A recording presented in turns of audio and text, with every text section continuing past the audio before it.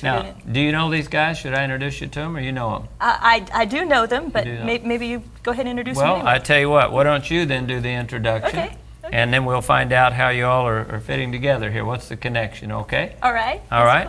Cool. We're Valor, and sitting right here to your right is John Laws. Hi, John. John's Thanks from California. for letting me sing with you all. Oh, it's our privilege. Thank you.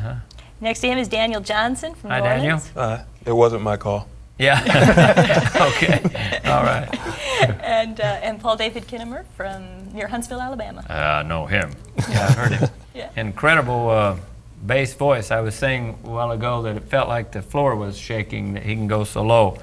And are you normally a tenor and you just have a cold and sing a little lower? Is that what it is? Yeah. We try to keep him sick. Well, I heard, and I guess you brought it some time ago. Kelly brought a tape over, CD over actually. And she said, I got some guys I want you all to hear. And we were absolutely impressed and amazed and said, boy, these guys can sing. Why don't we know? Why haven't we heard them? Why doesn't everybody in the world know who they are? And she said, well, more and more people are knowing who they are. And so we kind of got together and decided, look, we have a studio over here. Why don't you all come and do some songs? And I guess this is the first time that we've got to get you together here on the set and do an interview. But today we've asked Kelly to sit with us. And Kelly, I would like to maybe you to get us, most of our viewers I'm sure know you. And they see you playing quite often on 3ABM. But tell us the connection that you have with Valor.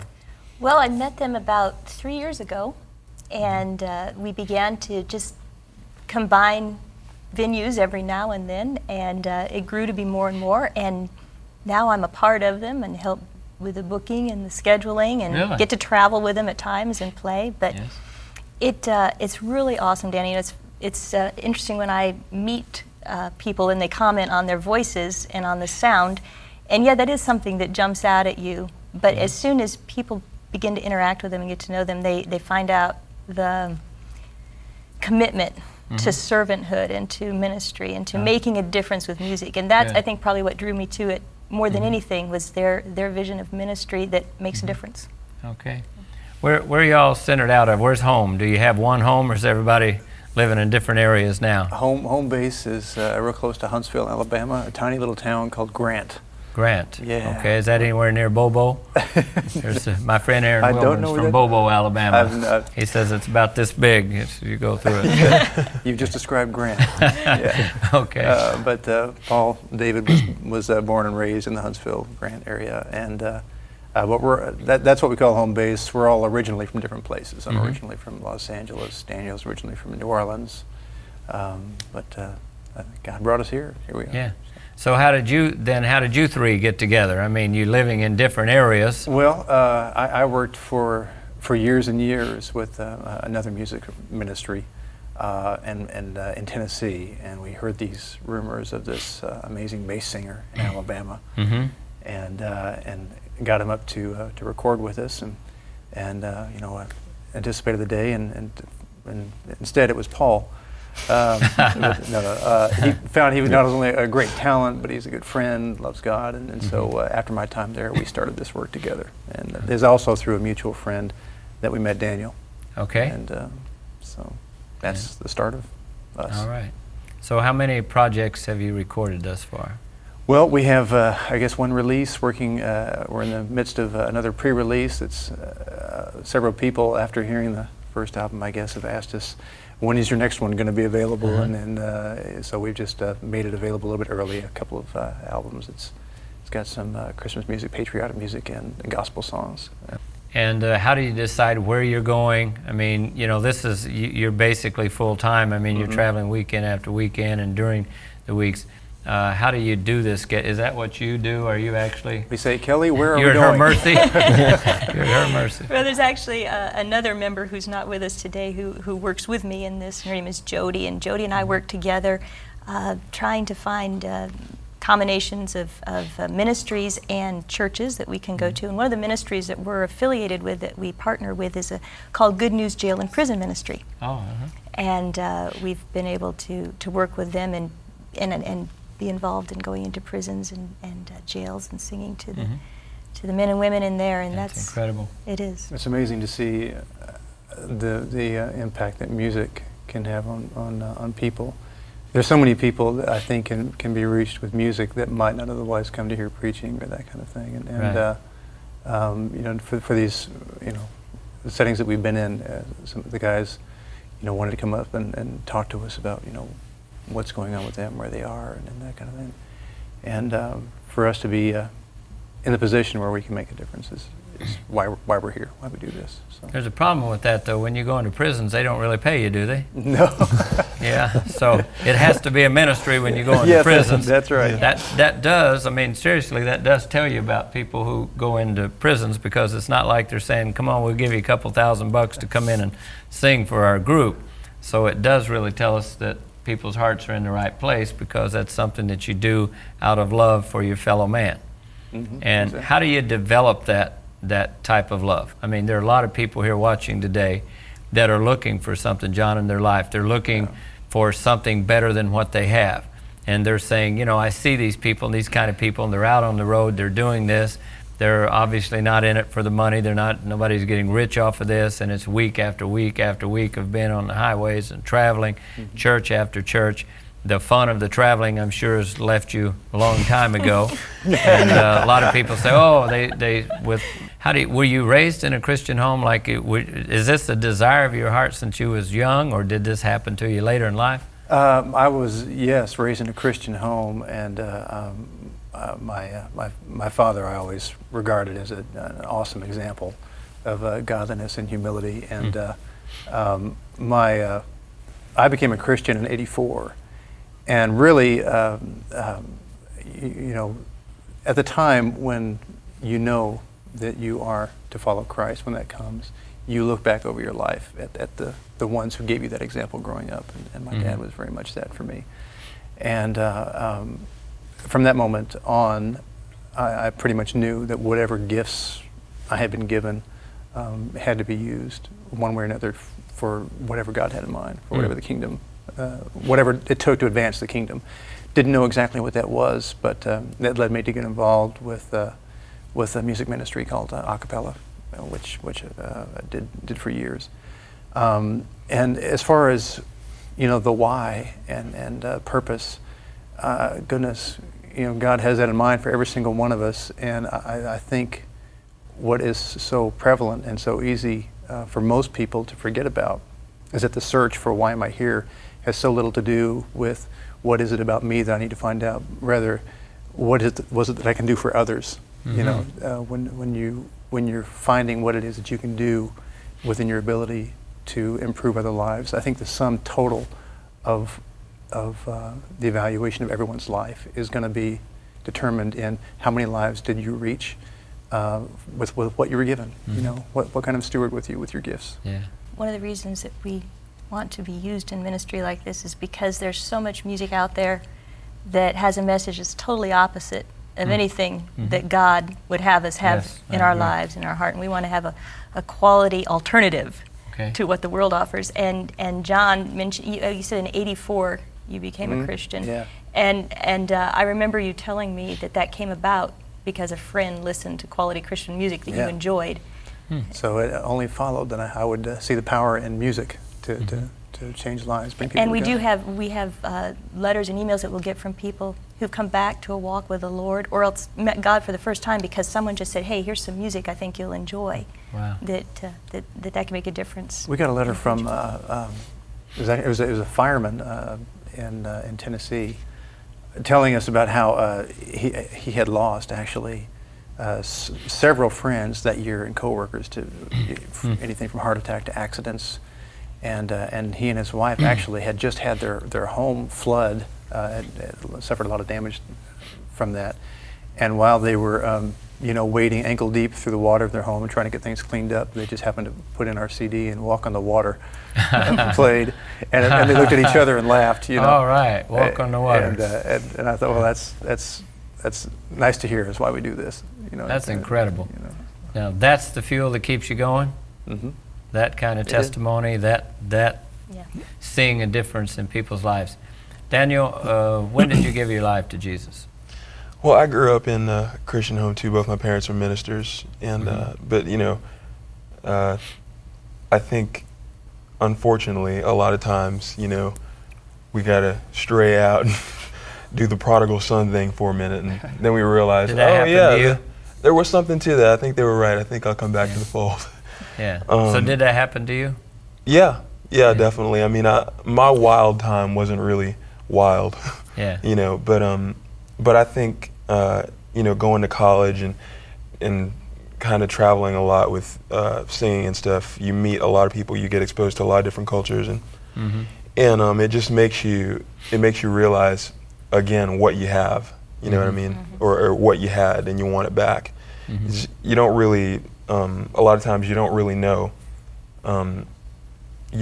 where you come from until you can see how that compares to like the backdrops of a lot of other people's lives and where they come from.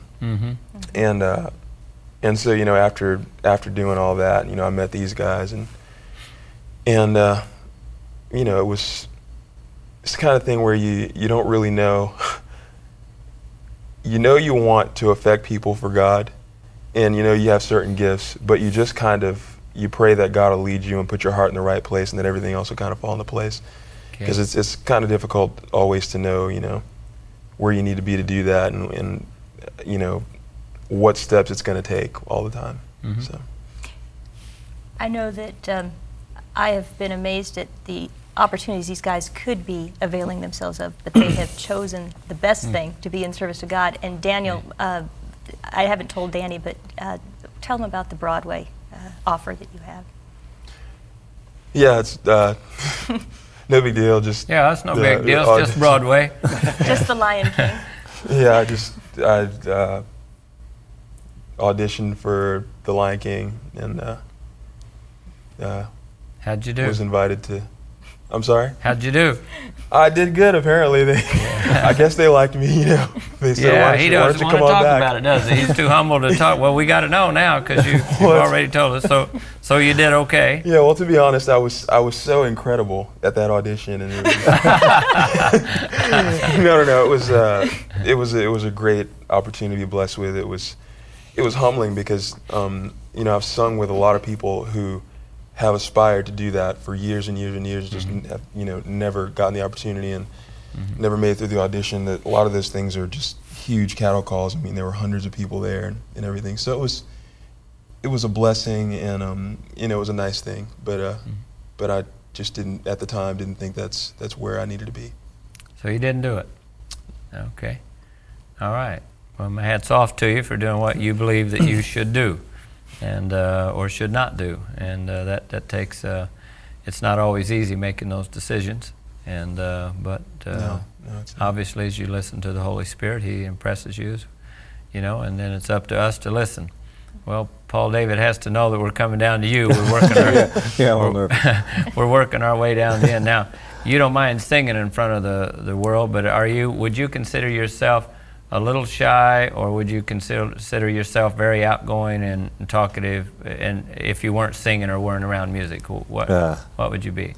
Probably a perfect combination of each of those, but no, I would consider myself pretty shy. Yeah. I don't do a lot of talking. How about painfully shy? Painfully shy, really. So you don't, talking like what we're doing right here, this is not really what you I'm cut smiling, out. but this is extremely awkward for me. Yeah, but you didn't dream about, oh boy, I'm going to get on television, get to talk, right? That's Absolutely. not it. But since you are here, though, we need you more than just a voice and a face. Tell me a little bit about your background and how you became a Christian. I grew up in a Christian home as well, my mother and father, and I became a Christian when I was 11, and music was a big deal in my family. I mean, from the time I was little, I was always singing, and but I never tied it to ministry as a child. I mean, I loved to sing, but didn't realize the kind of the power in that, and so I guess I was in my late 20s when I met John and started working a little bit with him with the a cappella company, and that's really when everything started as far as a ministry aspect of music to me, and it's been amazing to me what what music, how it does impact people. So you were singing till then. Oh, well, And yeah. You went from singing to ministry. Yeah. And how has that affected your personal life? Oh, it's. I guess it's made me. It's made me realize why God gave me whatever gift that He did give me. Yeah.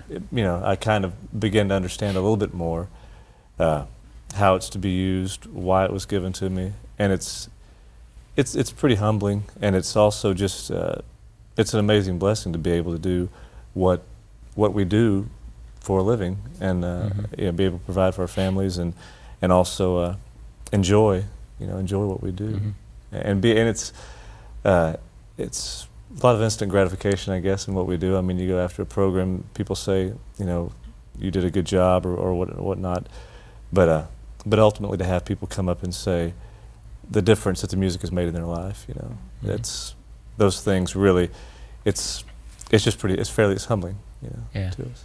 There was a lady who had a young son. How old was he? He would have Paul David? been, I guess, 2. About 2 years old, and what was the diagnosis that it was pretty life-threatening? He had Was it a brain tumor? brain tumor, I believe, yeah. And Paul David sings a song where he's basically the lead. It's "Lay It Down." It's take your burden, take your burden and lay it I've down. heard that one. And she told, it's a fun song. It's a song that Yes. that most people. I was surprised when Paul David told me that this lady used that song not as a fun thing, but as an absolute, almost command from God as she went through her son's illness. Take everything that weighs you down and give it to me. Just lay it down. I'll take it. Yeah. Yeah, that's an That's the incredible difference. song, and you do just a great job on that. God has blessed you, and He takes His voice way down each He does. time. And, He does. And when you think He can't go any lower, He seems to find a few more notes down there under the piano somewhere. When he was born, the doctor spanked him on the behind, and he said, "Don't do that again." He had that kind of a voice back then. He must have. But the amazing thing, I've heard you actually can sing up. God has blessed you with an incredible range, because you can sing, I know higher than I can, but you can go, an octave lower too. So He's got about a 5.5 octave range. is that right?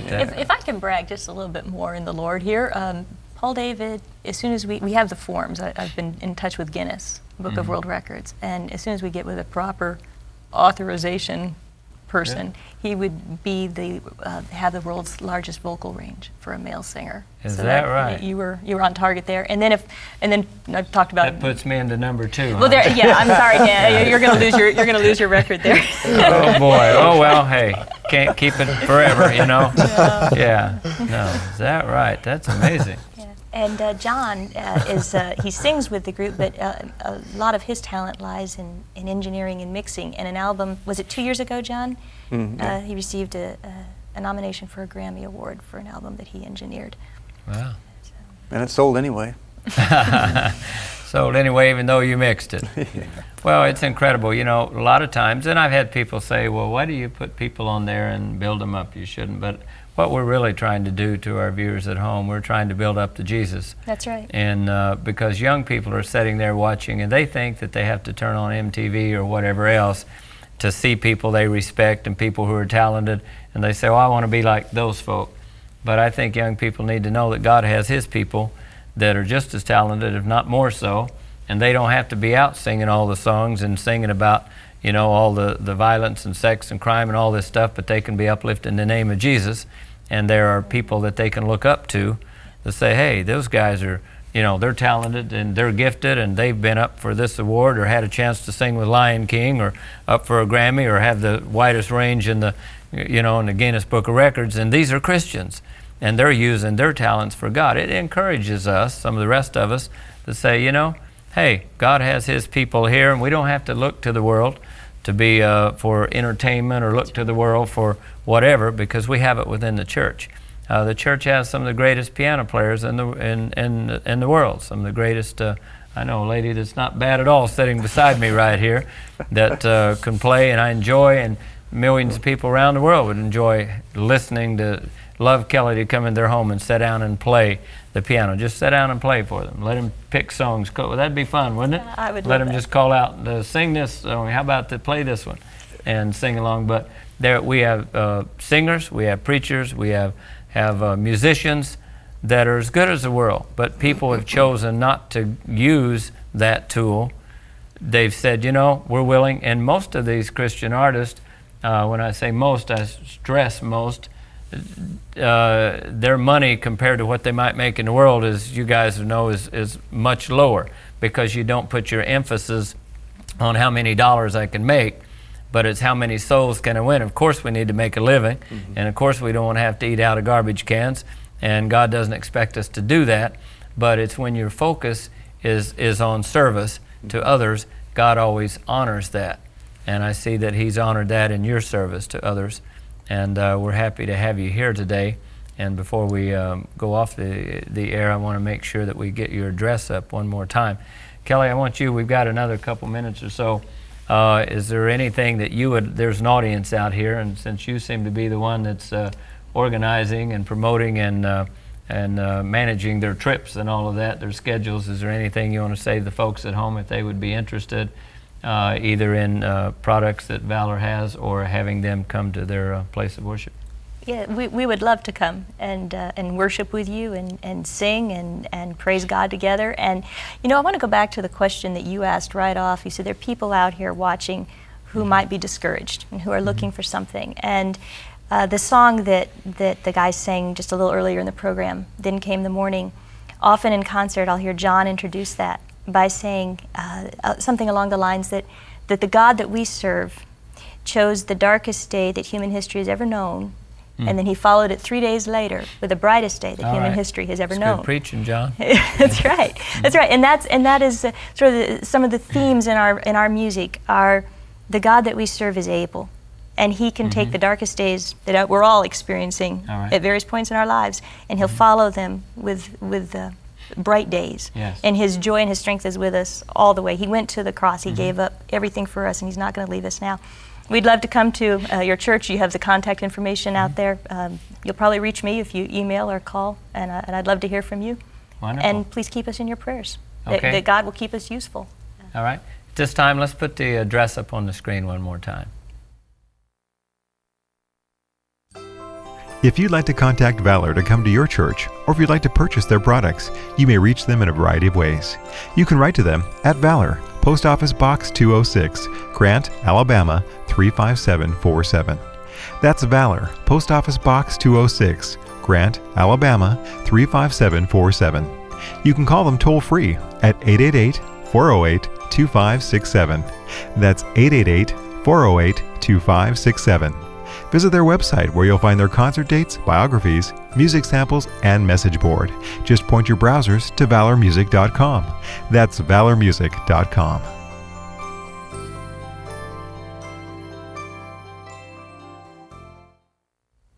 Okay, Valor is a unique name. How did you pick out Valor? Well, I wish I could take credit for it, but it was actually Paul's dad that came up with the idea.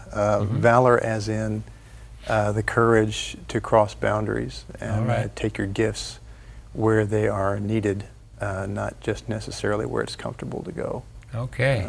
Now, at the end of this program, I normally say something, and if you don't know what it is, if you do, you can say it with me, but I usually say our time is all gone for today. You know, until we see you next time, may the Lord richly bless you abundantly more than you can ever ask or think. But I won't do that for one main reason. It's not quite the end of the program, so you don't have to do it with me.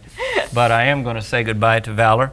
Thank you all for being here. Don't go away. Right now, we do have a special feature for you.